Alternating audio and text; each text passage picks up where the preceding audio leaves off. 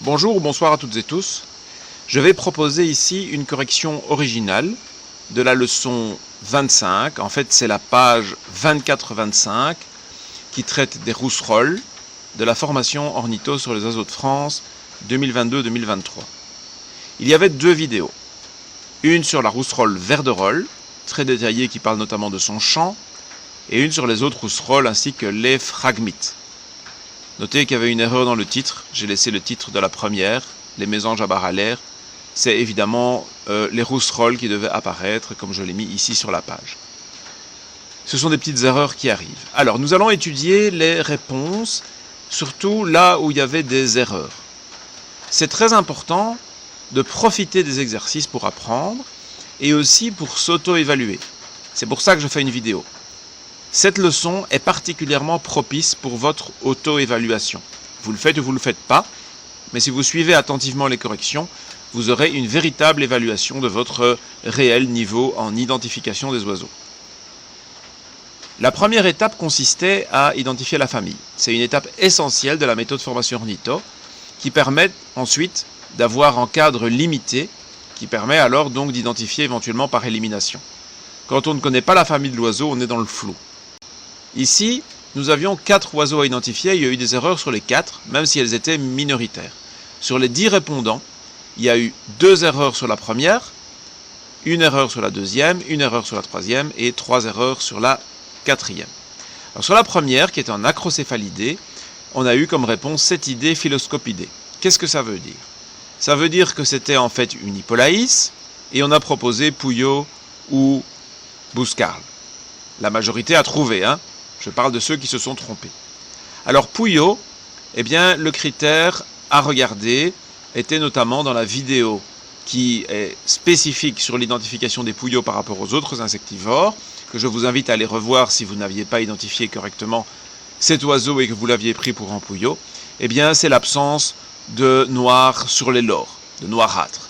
Le fait que les lores soient clairs, eh bien indique clairement une hippolaïs, c'est expliqué dans cette vidéo. Normalement, ça devait suffire. Maintenant, le piège, c'était ça sur lequel je voulais vous apprendre quelque chose, ce sont les projections extrêmement courtes, puisque nous avons appris que les rousserolles et les hippolaïs avaient une longue projection primaire. C'est évidemment vrai en Europe parce que ce sont des oiseaux entièrement migrateurs. Tous les acrocéphalidés européens sont migrateurs. Mais, ici, il s'agit d'une hippolaïs africaine sédentaire. Il y a une relation directe entre la projection primaire et la longueur de la migration. Et donc les oiseaux sédentaires ont une projection extrêmement courte. Et donc c'est ça qui a perturbé ceux qui ont répondu Bouscarle. Mais si vous regardez bien, vous n'avez pas les larges sous-caudales de la Bouscarle, vous n'avez pas l'aspect rondelet de la Bouscarle, qui m'a fait dire qu'on pouvait éventuellement la confondre avec un troglodyte mignon. Et donc de façon générale, vous aviez vraiment la forme d'une hippolaïs et pas d'une Bouscarle, ce qu'on appelle le gise, c'est-à-dire l'impression générale de la forme et de la taille. C'est d'ailleurs ce gise qui aurait dû vous faire voir immédiatement que l'oiseau 2 était une mésange. En fait, il n'y a qu'une seule personne qui s'est trompée, qui a mis moineau, qui a été perturbée par le bec énorme. Effectivement, c'est une mésange qui a un bec exceptionnellement gros, une mésange africaine, comme il n'y en a pas en Europe, qui a donc un bec adapté à certains insectes et à certaines graines africaines. Et donc c'était perturbant, c'était le piège. Mais le reste de l'oiseau, notamment la calotte qui contraste avec la joue, les 2 barres à l'air, etc. Tout le reste est bien une mésange. Donc c'était une façon de voir si vous aviez bien le gise des mésanges en mémoire. Alors le 3, il n'y a eu qu'une seule erreur, on m'a proposé Muscicapidae, à savoir la famille des gobe-mouches. Eh bien, il fallait voir que cet oiseau était granivore, le bec est bien trop épais pour tous les insectivores, donc c'est sans doute une mauvaise interprétation du bec vu de face qui est effectivement perturbant. Et sinon, toutes ces lignes sur la tête sont vraiment caractéristiques des bruants, bien souvent des mâles de bruants. C'est donc bien en ambérésidé. Enfin, le 4 était le plus difficile de la première partie. On m'a proposé alouette. C'est une réponse raisonnable, puisque les projections primaires peuvent être quasiment aussi courtes chez les alouettes que chez les pipites. On pouvait toutefois voir quelques détails de pipites. Le bec qui est quand même assez bien celui d'un insectivore, la queue qui est quand même assez longue, et aussi important le ventre qui est très épais, Les petits insectivores, savoir les furtifs et les terrestres percheurs, ont tendance à être ventrus, alors que les opportunistes, c'est comme ça qu'on a appelé des oiseaux de format supérieur, les passereaux de taille moyenne, comme les merles, les grives, les alouettes, etc., ont plutôt beaucoup de coffres, une large poitrine et un ventre plus réduit. Donc tout ça ensemble pouvait vous mettre sur la piste des pipites et non pas des alouettes. Mais c'était une erreur tout à fait raisonnable. Par contre, celui qui a mis acrocéphalidé, ou celle, je ne sais plus, mais là, c'était un peu particulier quand même. Je suppose que la personne a pensé en phragmite des joncs à cause de l'aspect sourcils, striés, etc. Le plumage, effectivement, peut rappeler celui d'un phragmite des joncs. C'est pas évident de reconnaître sur photo les insectivores furtifs des insectivores terrestres percheurs. Mais notez que la photo étant choisie pour être didactique, le furtif est bien sur une position un peu acrobatique, sur une branche presque verticale, alors que ici sur une branche horizontale, c'est un endroit plus confortable pour un terrestre percheur. C'est pas absolu, mais c'était en indice. Sinon, plus important, regardez le long cou par exemple. Encore une fois, l'aspect épais, ça c'est plus en terrestre percheur. Regardez l'aspect compact du cou. On a l'impression que la tête est plus encastrée dans le corps. Ça c'est plus classique des furtifs. Et l'aspect beaucoup plus fin du corps, qui était également en critère de furtif. Ce sont des faisceaux de critères. C'est une distinction qui vient avec l'expérience. C'est vraiment le cas du G's. Et avec un peu d'expérience, vous n'hésiterez plus. Et donc c'est une très bonne façon de vous évaluer. La deuxième série demandait les genres. Alors tout le monde a trouvé, on va le vérifier tout de suite, les deux premiers ici, la pie-grièche et la tourterelle, donc j'ai pas beaucoup à expliquer, je crois que c'est assez évident. La pie-grièche en passereau avec un bec crochu et la tourterelle en colombidé avec un petit bec foncé. Ici, le numéro 7, il y a eu une petite erreur. Il y a une personne qui a vu en turdus, c'est à savoir en merle ou une grive. Alors regardez tout simplement, le bec est bien en bec d'insectivore et pas celui d'un opportuniste. Et encore une fois, l'oiseau est très ventru. Donc ça c'est plutôt un bon signe d'insectivore terrestre percheur par rapport aux opportunistes qui ont plus de poitrine. Ici c'était plutôt pour le plaisir. Le loriot normalement devait être identifié au premier coup d'œil. Il y a quand même eu une petite erreur, une personne qui a mis fringilidé. Alors pourquoi ?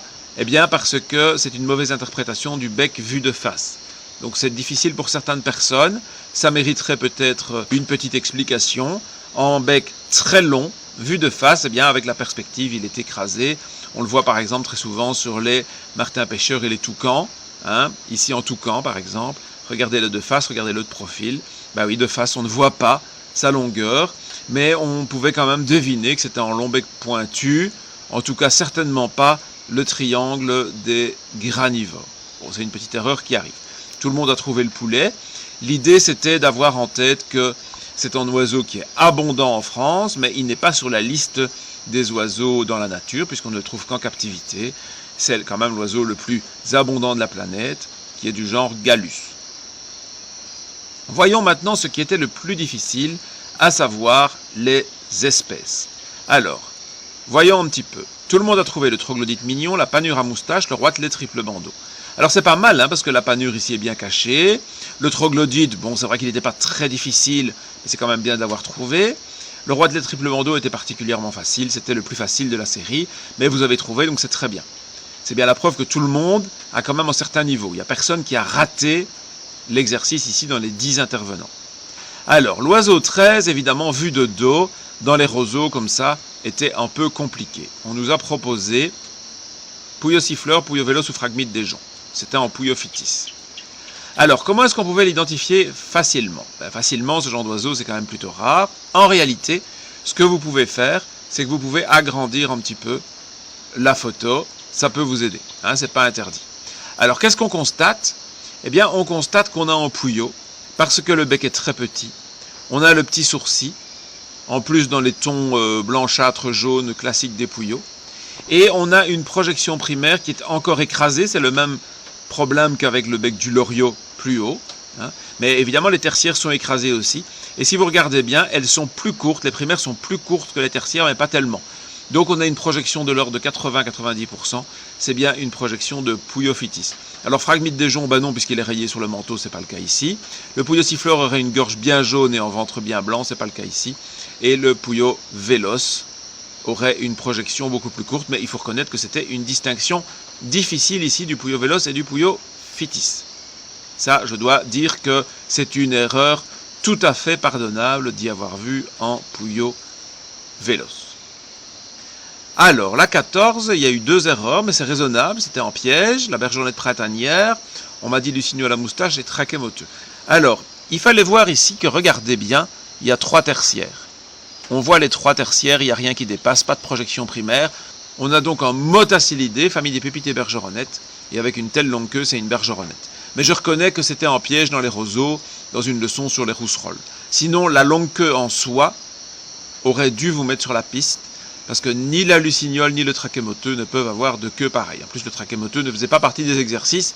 Or, s'il y a en oiseau hors liste étudiée, je le précise, mais ce n'était pas le cas ici. Alors les 2 barres à l'air montraient directement la bergeronnette printanière. Rentrons maintenant dans les cas les plus difficiles, parmi les plus difficiles. Ici, on a une rousserolle effarvate. En réalité, vous avez été très nombreux à la trouver. Je dois dire que c'est très impressionnant, puisque 8 personnes ont trouvé et seulement 2 personnes ont dit rousserolle verderolle. C'était une distinction très difficile. C'est toujours difficile de reconnaître les deux. Ici, on avait quand même des tons un peu roux, on le voit notamment ici sur les sous-caudales, alors que la rousserolle verderolle n'a vraiment pas de roux dans le plumage. J'aime pas la couleur, mais dans ces oiseaux-là, il faut vraiment utiliser ce qu'on peut. Les pattes sont vraiment trop sombres pour une rousserolle verderolle. Donc ça, c'était 2 critères qui pouvaient vous aider. Et la projection primaire, il faut peut-être l'éclaircir sur un programme de post-traitement de photos, mais elle était un petit peu courte aussi pour une rousserolle verderolle. Enfin, tout ça ensemble pouvait vous mettre sur la piste, mais je reconnais que c'était difficile, comme toujours, ces 2 rousserolles. Alors ici, nous avons le Phragmite des joncs, qui se reconnaît facilement avec son sourcil très large, qui est très contrasté parce qu'il y a une ligne noirâtre au-dessus du sourcil. Est-ce qu'il a été trouvé par tout le monde? Non. Il y a quelqu'un qui a mis une locustelle lucinoïde, ce qui est étonnant, puisque de 1, elle ne fait pas partie des exercices, de 2, elle n'a pas de sourcil. Donc c'est une erreur totale. Et alors, enfin quand je dis pas de sourcil, ou très léger, mais rien à voir avec celui d'un Phragmite. Et Puyo siffleur, j'avoue ne pas avoir trop compris, il n'y a pas la gorge jaune qui contraste avec un ventre blanc, et le sourcil est bien trop marqué pour un Puyo siffleur. La couleur des pattes ne correspond pas non plus. Alors ici, je vais quand même vous expliquer quelque chose par rapport à la perspective. On a parlé du bec de face qui est raccourci et qui peut poser des problèmes. Même chose avec la projection primaire, donc du Puyo. Ici, on a en angle, l'oiseau est vu de dessus, et donc, comme c'est un insectivore, le bec est étroit, et donc il paraît fin quand il est dans un tel angle. C'est le même oiseau qu'ici, et regardez comme le bec paraît épais, c'est une rousserolle turdoïde. Alors c'était en piège, hein, je le reconnais tout à fait. Alors comment est-ce qu'on reconnaît une rousserolle turdoïde quand on n'arrive pas à mesurer l'épaisseur du bec? Eh bien ici il y a un autre critère qui est assez subtil, mais en fait qui se voit très bien sur le terrain, c'est qu'il y a un sourcil, comme chez les autres rousserolles, pas très marqué, mais il ressort parce qu'il y a une petite zone sombre ici qui borde la calotte, qui renforce le sourcil. Regardez, il n'est pas présent chez les autres rousserolles, comme la rousserolle effarvate, mais ici, on voit cette petite ligne sombre qui renforce le sourcil. Je sais, c'est léger, mais il n'y a pas beaucoup de critères qu'on ne peut pas estimer la taille. Par contre, on pouvait estimer la taille. Regardez l'épaisseur des roseaux par rapport à l'oiseau, et regardez l'épaisseur des roseaux par rapport à l'effarvate ici. Bon, je sais, c'est subtil, c'est pas évident, je vous ai dit que c'était une leçon de niveau très élevé, très difficile, et ça c'était un des pièges.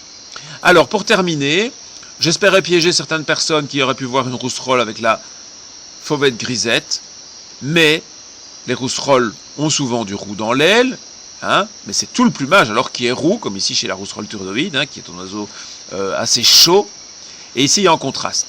Ce roux dans l'aile est vraiment caractéristique de la fauvette grisette et de la fauvette à lunettes. Ça aurait été une confusion classique, mais la projection primaire est bien trop longue pour la fauvette à lunettes. En fait, presque tout le monde a trouvé. Il y a juste une personne qui a mis Puyo. J'avoue ne pas avoir compris, ne pas avoir d'explication. Il n'y a pas le sourcil des Puyos, il n'y a pas la couleur jaune verdâtre des Puyos. Donc je ne vois pas le lien, surtout que ce panneau roux dans l'aile n'existe chez aucun Puyo. Voilà. Donc je dois dire que les réponses ont été d'un niveau très élevé, donc je félicite ceux qui ont suivi la formation depuis le début, une dizaine d'entre vous, et qui sont parvenus à un niveau, on va dire, moyen supérieur au minimum, pour ceux qui ont fait la moitié, jusqu'à expert, pour ceux qui ont 9 sur 10. Personne n'a fait 10 sur 10, mais il ne manquait pas grand-chose, je dois dire. Je suis assez impressionné positivement par vos résultats. Alors, si vous avez regardé cette vidéo après coup, donc après le 11 mai 2023, j'espère que vous avez fait les exercices avant de la regarder, sinon ça tronque un petit peu les résultats. Mais c'est vraiment un très bon exercice à garder sous le coude. Éventuellement, si vous n'avez pas pris la peine de faire les exercices et que vous avez écouté la vidéo, laissez passer quelques jours ou quelques semaines, revenez aux exercices et vous verrez, c'est une auto-évaluation très pratique. Si vous avez la moitié, vous avez déjà un certain niveau. Certainement pas de quoi désespérer. Si vous avez moins de la moitié, je vous conseille de commencer cette formation à la leçon 1 et de tout faire. Et vous allez apprendre énormément. Si vous avez la moitié au plus, eh bien, n'hésitez pas à aller revoir les espèces sur lesquelles vous avez fait des erreurs, dans les différentes leçons, peut-être pas tout refaire, mais les leçons qui correspondent aux espèces qui vous ont posé problème. Et quand vous aurez vu une de ces leçons, faites les exercices, et comme ça vous verrez si vous avez effectivement des difficultés, ou bien si c'était ponctuellement que vous vous êtes planté. Voilà, j'espère que vous avez apprécié tout ça. Il y a eu beaucoup d'informations ici pour vous permettre d'apprendre à identifier les oiseaux. En tout cas, pour ceux qui ont participé, ça va s'inscrire dans votre mémoire. Si vous avez fait des erreurs, vous oublierez sans doute plus les erreurs que vous avez faites grâce à la correction. Et si vous n'en avez pas faites, c'est que vous êtes déjà expert et que les formations suivantes, notamment les formations de spécialisation que je vais vous proposer, vous seront très profitables. Je vous souhaite un très bon week-end à tout le monde si vous regardez cette vidéo quand elle est publiée, a priori le vendredi 12 mai 2023.